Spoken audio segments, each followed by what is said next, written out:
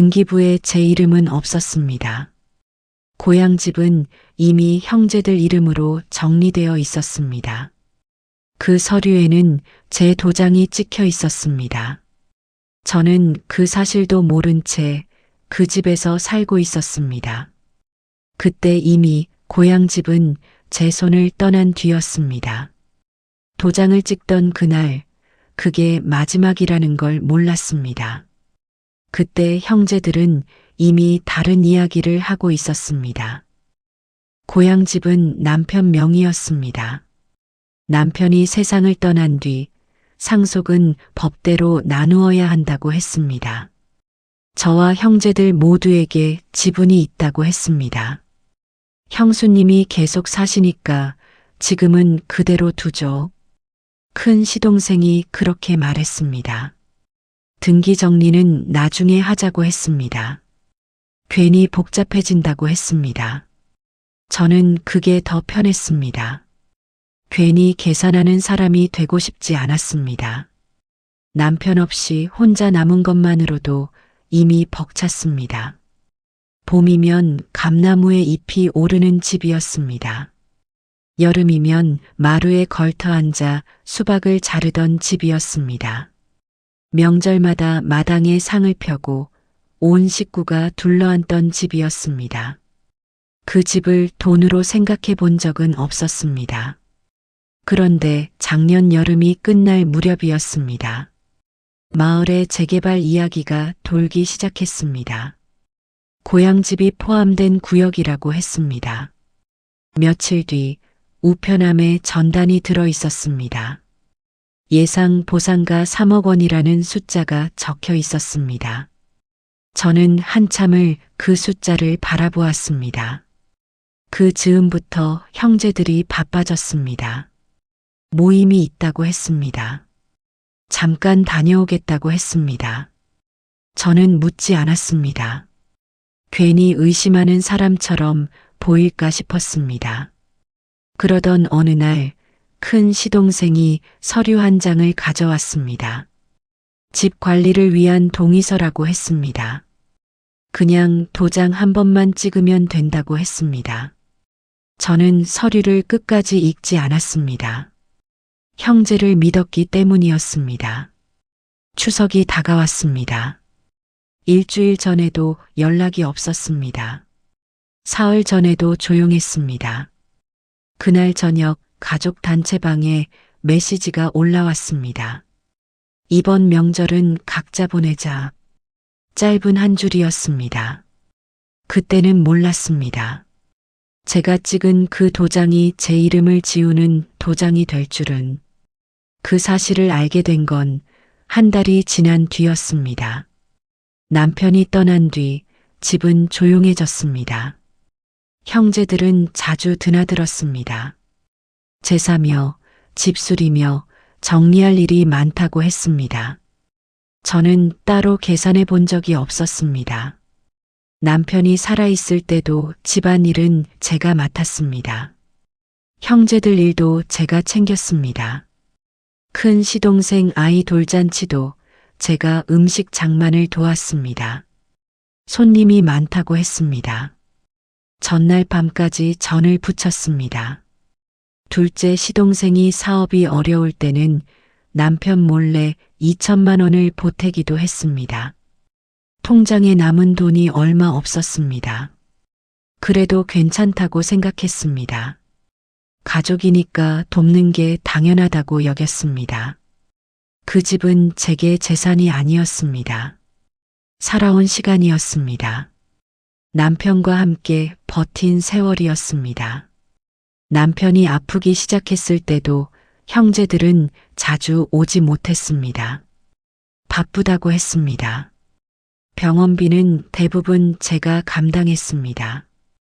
퇴직금과 적금을 털었습니다. 병실 의자에서 밤을 보냈습니다. 남편이 떠난 뒤 집안 정리는 제가 했습니다. 장례 비용도 제가 치렀습니다. 영정 사진을 고르던 날도 혼자였습니다. 형제들은 고맙다고 했습니다. 그 말이면 충분하다고 생각했습니다. 상속 이야기가 처음 나왔을 때도 저는 말이 없었습니다. 법대로 나누자고 했을 때도 그렇구나 했습니다.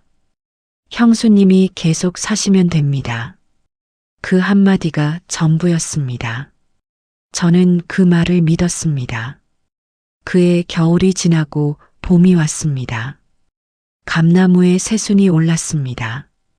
여름이 오고 가을이 오고 1년이 흘렀습니다. 그 사이 형제들은 가끔 모였습니다. 집 근처에서 식사를 했다고 했습니다.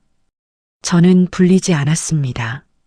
나중에 보니 그날이 재개발 설명회가 있던 날이었습니다. 그럴 수도 있다고 생각했습니다. 제가 할 일은 집을 지키는 것이었습니다. 제사를 준비하고 마루를 닦고 마당에 잡초를 뽑았습니다. 집은 여전히 제자리였습니다. 그러던 어느 날이었습니다. 집 근처 부동산 앞에 사람들이 모여 있었습니다. 재개발 설명회라는 현수막이 걸려 있었습니다.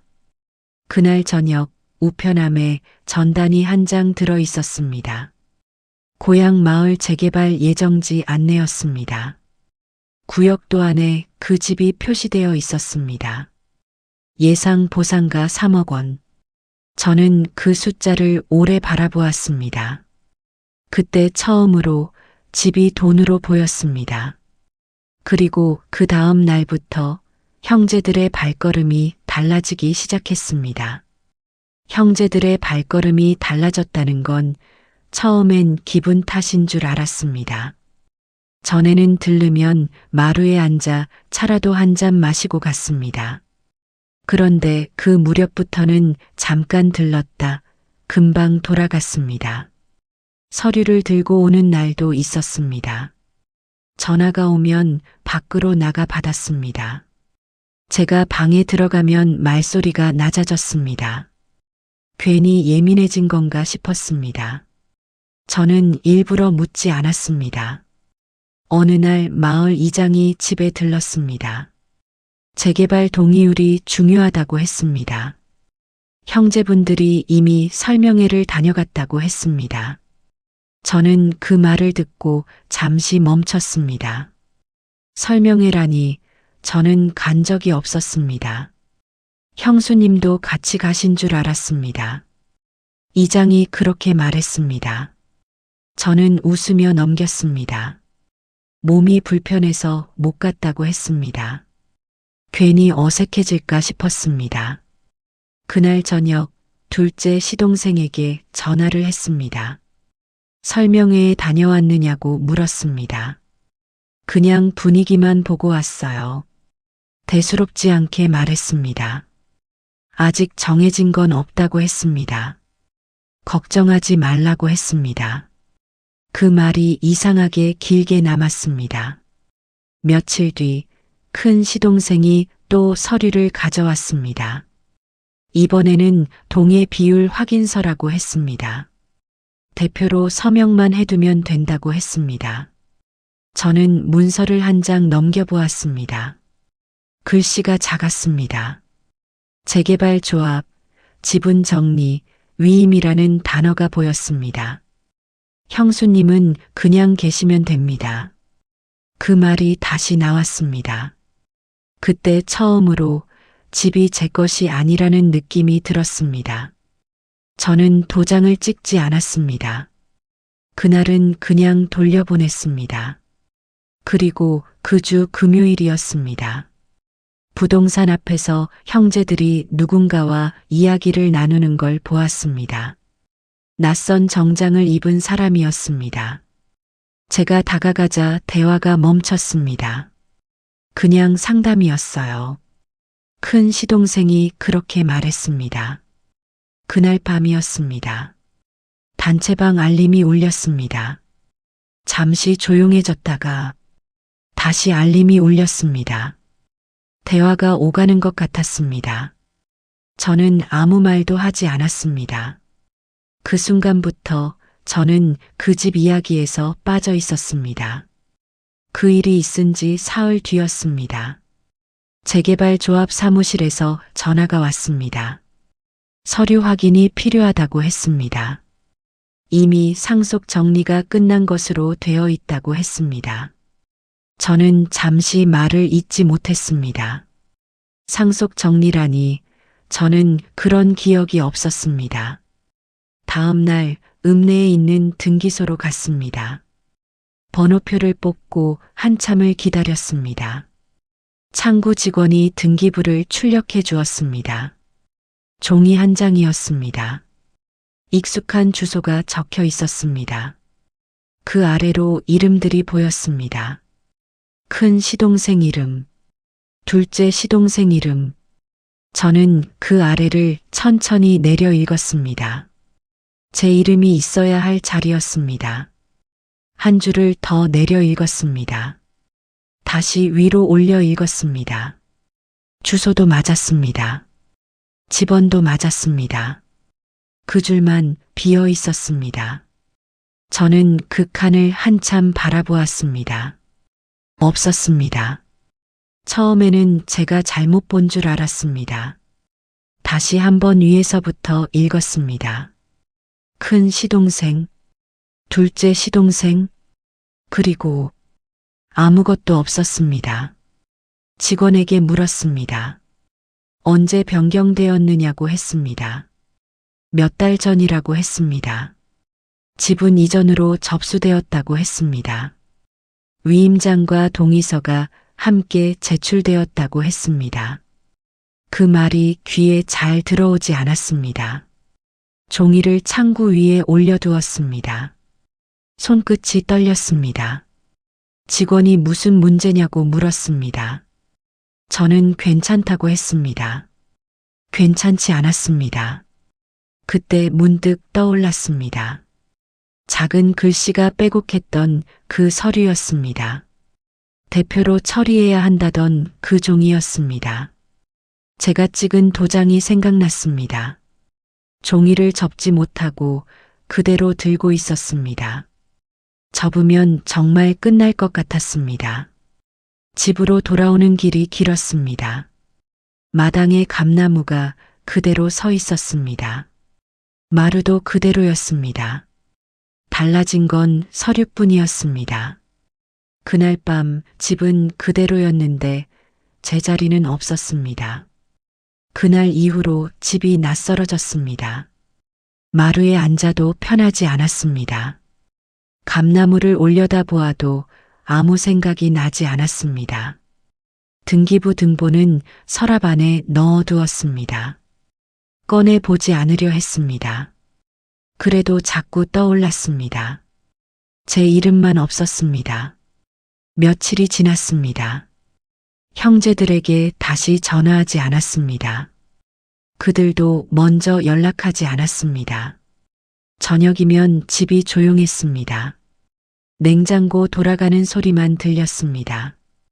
불을 켜둔 채 한참을 앉아 있었습니다. 괜히 생각이 길어졌습니다.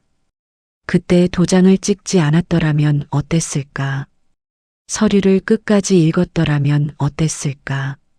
소용없는 생각이었습니다. 그날 밤 등기부를 다시 꺼내 보았습니다.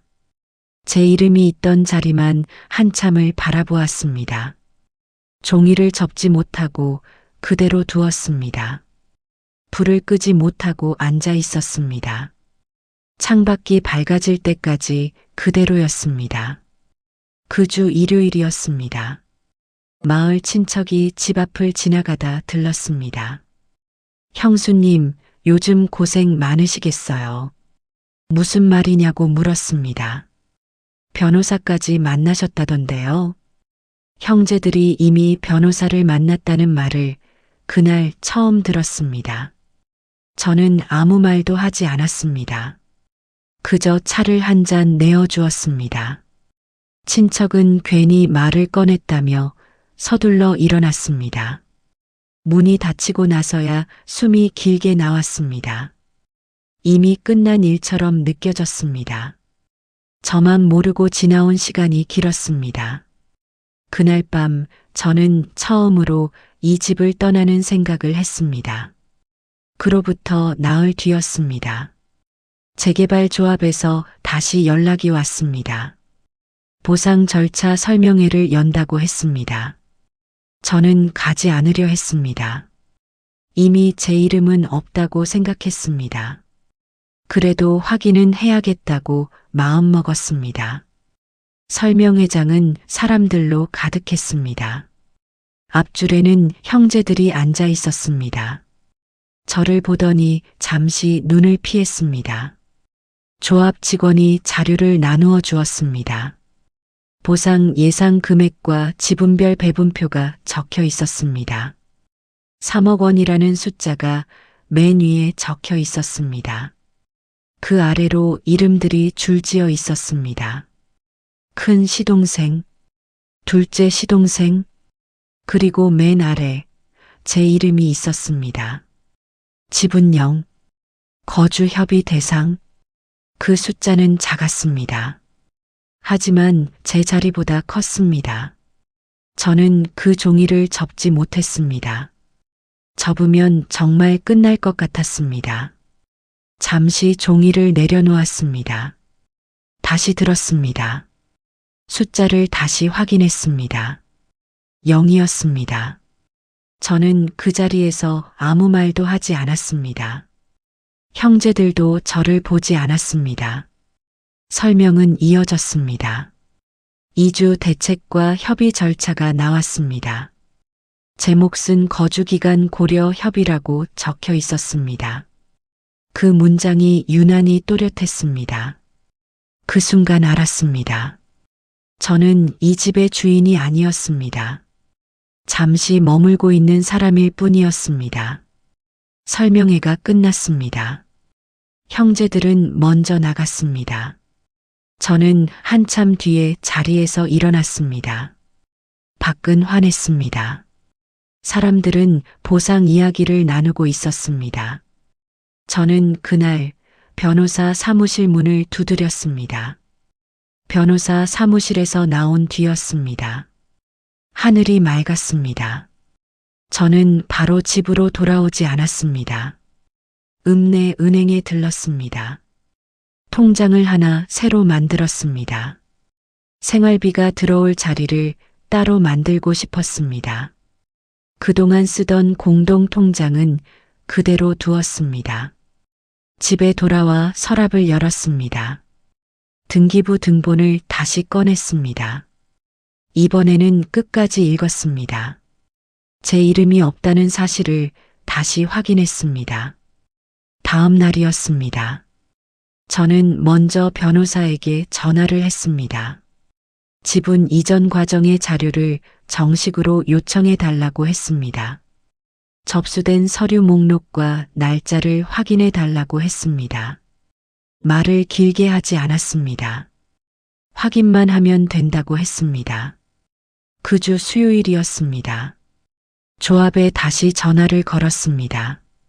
보상 절차가 어떻게 진행되는지 물었습니다. 제 이름이 거주협의 대상으로 적힌 이유도 물었습니다.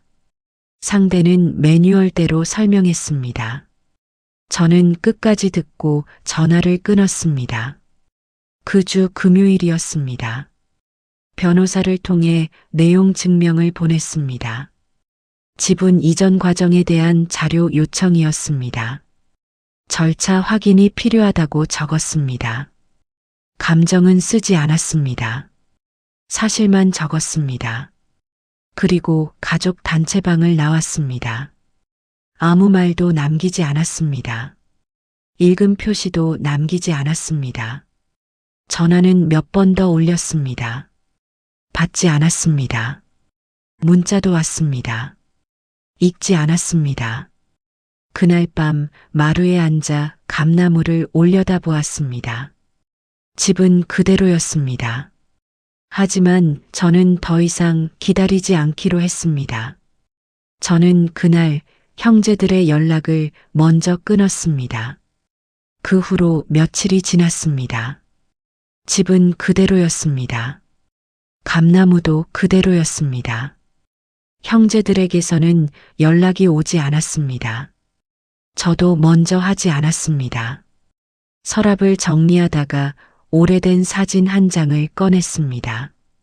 남편과 제가 마루에 앉아 있던 사진이었습니다. 여름이었습니다. 수박을 자르고 있었습니다. 그 뒤로 형제들이 웃고 있었습니다. 그때는 아무도 계산하지 않았습니다. 누구의 몫인지 묻지 않았습니다. 사진을 한참 들여다보았습니다. 종이를 접지 않았습니다. 액자에 넣지도 않았습니다. 그냥 마루 위에 두었습니다. 집은 여전히 제 이름으로 남아있지 않습니다. 하지만 그 시간만은 아무도 가져가지 못합니다. 며칠 뒤 변호사에게서 연락이 왔습니다. 자료가 도착했다고 했습니다. 저는 천천히 받겠다고 했습니다. 급하지 않다고 했습니다. 저는 이제 누군가의 설명을 기다리지 않습니다. 그날 저녁 사진을 다시 서랍에 넣었습니다. 불은 한참 뒤에야 껐습니다. 혹시 이 이야기가 누군가의 이야기와 닮아 있다면 혼자만의 일은 아닐지도 모릅니다. 구독해 두시면 다음 이야기도 이어서 들으실 수 있습니다. 좋아요는 제 이야기에 큰 힘이 됩니다.